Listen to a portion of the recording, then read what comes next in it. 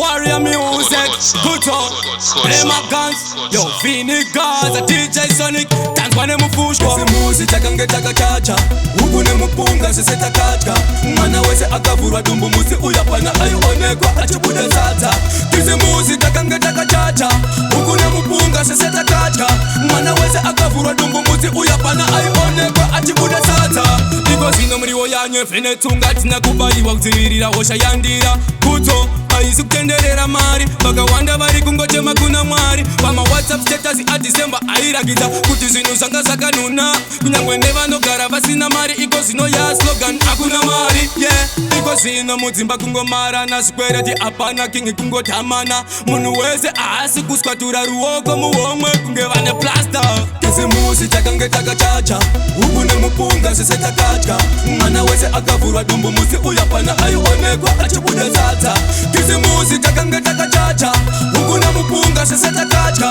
Mwana wese akavurwa dumbu muzi uyapana ayonekwa achibude sata. Wakandirova mbama andisi kutorera kuti kurupi kukudiwa vanonotsakura wakandikweretedza andisi kutorera wakandirova ebo good boys vavarana kuma streets kuri kupisa kusvika pakushaya tora rekutenga twiza handina kana randi rekutenga kapu yenyamba asi mapopaisa ndikuimba. Ese muzi takangeta chacha, huku ne mupunga siseta kacha. Mwana wese akavurwa dumbu muzi uyapana ayonekwa achibude sata. Ese muzi takangeta chacha, huku ne mupunga siseta kacha. Mwana wese akavurwa dumbu muzi uyapana ayonekwa achibude sata.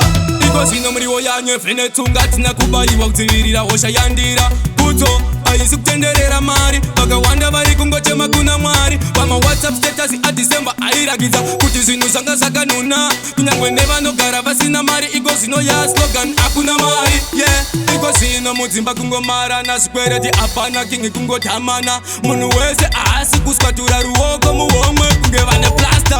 Ese muzi takangeta chacha, huku ne mupunga siseta kacha. Mwana wese akavurwa dumbu muzi uyapana ayonekwa achibude sata. Ese muzi takangeta chacha, huku ne mupunga siseta kacha. Mwana wese akavurwa dumbu muzi uyapana ayonekwa achibude